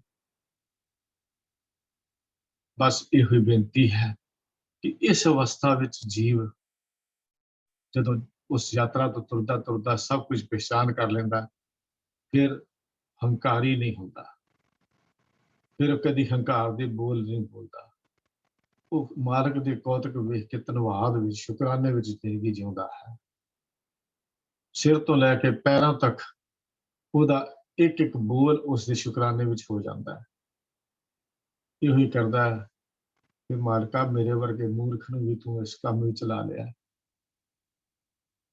ਨਾਮ ਤੋਂ ਬਿਨਾਂ ਜਗ ਕਮਲਾ ਹੋਇਆ ਫਿਰਦਾ ਸੀ, ਫਿਰਦਾ ਹੋਏ ਕਹਿੰਦਾ, ਹਉ ਕੁਰਬਾਨ ਜਾਈ ਤੇਰੇ ਨਾਮੇ, ਜਿਸ ਨੂੰ ਬਖਸ਼ ਲੈ ਮੇਰੇ ਪਿਆਰੇ, ਸੋ ਜਸ ਤੇਰਾ ਗਾਵੇ। ਉਸ ਅਵਸਥਾ ਤੇ ਪਹੁੰਚਿਆ ਹੋਇਆ ਇਹ ਮਨੁੱਖ, ਬਸ ਅਸੀਂ ਇਹ ਗੱਲ ਕਹੀਏ, ਜਦੋਂ ਕੋਲ ਕੁਝ ਨਾ ਹੋਵੇ ਫਿਰ ਸੰਸਾਰ ਕਹਿੰਦੇ ਨਾ, ਪਰਸੂ ਪਰਸੂ ਇੱਕ ਕਹਾਵਤ ਆਉਂਦੀ ਹੈ, ਉਹਨੂੰ ਪਰਸੂ ਕਹਿ ਕੇ ਬੁਲਾਉਂਦੇ ਨੇ, ਪਰ ਜਦੋਂ ਕੁਝ ਮਾਇਆ ਦੀ ਖੇਡ ਹੋ ਜਾਏ ਤਾਂ ਉਹਨੂੰ ਪਰਸਰਾਮ ਜਾਂ ਪਰਸਾ ਕਹਿ ਦਿੰਦੇ ਨੇ। ਪਰਸੂ ਪਰਸਾ ਪਰਸਰਾਮ ਦੀ ਕਹਾਣੀ ਅਸੀਂ ਪੜ੍ਹੀ ਹੋਈ ਹੈ। ਲੋਕਾਂ ਵਿੱਚ ਮਾਨ ਸਤਿਕਾਰ ਦੇਣ ਲੱਗ ਜਾਏ, ਮਾਇਆ ਦਾ ਬੋਲਬਾਲਾ ਹੋ ਜਾਏ, ਪਰਸੂ ਤੋਂ ਪਾਰਸਰਾਮ ਬਣ ਗਿਆ, ਪਾਰਸਰਾਮ ਜੀ ਕਹਿ ਕੇ ਬੁਲਾਉਂਦੇ ਨੇ। ਮਾਇਆ ਦੇ ਨਾਮ ਜਿੱਥੇ ਉੱਥੇ ਆਪਣੀ ਪਛਾਣ ਭੁੱਲ ਜਾਂਦੀ ਹੈ। ਜਿਹੜਾ ਜੀਵ ਸਤਿਗੁਰ ਦੀ ਕਿਰਪਾ ਨਾਲ ਤੱਤ ਕੱਢੀਏ ਆਪਾਂ ਵੀ, ਜਿਹੜਾ ਜੀਵ ਸਤਿਗੁਰ ਦੀ ਕਿਰਪਾ ਨਾਲ ਆਪਣੀ ਝੋਲੀ ਭਰ ਲੈਂਦਾ ਹੈ, ਉਹ ਫਿਰ ਮਾਇਆ ਤੋਂ ਸੰਸਾਰ ਤਿਆਗਦਾ ਨਹੀਂ, ਮਾਇਆ ਤੇ ਸੰਸਾਰ ਦੇ ਵਿੱਚ ਗਲਤਾਨ ਨਹੀਂ ਹੁੰਦਾ, ਸਗੋਂ ਆਪਣੀ ਲਿਵ ਜੋੜ ਕੇ ਸੰਸਾਰ ਵਿੱਚੋਂ ਨਿਰੰਕਾਰ ਦੇ ਦੀਦਾਰ ਕਰਦਾ, ਨਾਮ ਅੰਮ੍ਰਿਤ ਪੀਂਦਾ। ਇਹ ਗੱਲ ਕਹਿੰਦਾ, ਕਹੇ ਨਾਨਕ ਗੁਰ ਪ੍ਰਸਾਦੀ, ਜਿਨ੍ਹਾਂ ਲਿਵ ਲਾਗੀ ਤਿਨੀ ਵਿੱਚੇ ਮਾਇਆ ਪਾਇਆ। ਫਿਰ ਗੁਰੂ ਪਾਤਸ਼ਾਹ ਇੱਕ ਹੋਰ ਬਚਨ ਕਰਦੇ ਨੇ, ਗੁਰਮੁਖ ਭੇ ਨਿਰਾਸ ਪਰਮ ਸੁਖ ਪਾਇਆ, ਵਿੱਚੇ ਗ੍ਰਹਿ ਉਦਾਸ ਅਲਿਪਤ ਲਿਵ ਲਾਇਆ, ਉਹਨਾਂ ਸੋਗ ਵਿਜੋਗ ਨਾ ਵਿਆਪਈ ਹਰ ਭਾਣਾ ਪਾਇਆ, ਉਹਨਾਂ ਸੋਗ ਵਿਜੋਗ ਨਾ ਵਿਆਪਈ ਹਰ ਭਾਣਾ ਪਾਇਆ। ਅਸਲ ਵਿੱਚ ਕਹਾਣੀ ਤਾਂ ਇੱਥੇ ਆ ਕੇ ਮੁੱਕ ਗਈ। ਇੱਥੋਂ ਜੀਵ ਅੱਗੇ ਤੁਰਦਾ ਹੋਇਆ ਨਿਰਮਲ ਭਉ ਦੀ ਯਾਤਰਾ ਕਰਦਾ ਕਰਦਾ ਕਰਦਾ ਅੱਗੇ ਨੂੰ ਹੋਰ ਕਦਮ ਵਧਾਉਂਦਾ ਹੈ, ਅੱਗੇ ਨੂੰ ਹੋਰ ਕਦਮ ਲੈ ਕੇ ਜਾਂਦਾ ਹੈ। ਉਹਦੇ ਕਦਮ ਉਸ ਪਿਆਰੇ ਦੇ ਦੇਸ਼ ਦੇ ਵਿੱਚ ਪਹੁੰਚਦੇ ਪਹੁੰਚਦੇ ਫਿਰ ਪ੍ਰੀਤ ਤੱਕ ਪਹੁੰਚਦਾ ਹੈ, ਜਿਹੜੀ ਸੱਚੀ ਪ੍ਰੀਤ ਹੈ। ਉਹਦੀ ਵਿਚਾਰ ਆਪਾਂ ਫਿਰ ਅੱਗੇ ਕਰਾਂਗੇ। ਸੱਚੀ ਪ੍ਰੀਤ ਦੀ ਕਹਾਣੀ ਕਿੱਥੇ ਪਹੁੰਚਦੀ ਹੈ, ਕਿਵੇਂ ਹੁੰਦੀ ਹੈ। ਹੋਈਆਂ ਭੁੱਲਾਂ ਚੁੱਕਾਂ ਦੀ ਖਿਮਾ। ਸਾਰਿਆਂ ਨੂੰ ਬੇਨਤੀ ਕਰ ਰਿਹਾ ਹਾਂ, ਪਿਆਰ ਸਹਿਤ ਫਤਿਹ ਦੀ ਸਾਂਝ ਕਰੋ। ਵਾਹਿਗੁਰੂ ਜੀ ਕਾ ਖਾਲਸਾ, ਵਾਹਿਗੁਰੂ ਜੀ ਕੀ ਫਤਿਹ। ਵਾਹਿਗੁਰੂ ਜੀ ਕੀ ਫਤਿਹ। ਬਹੁਤ ਬਹੁਤ ਧੰਨਵਾਦ ਮੇਰਾ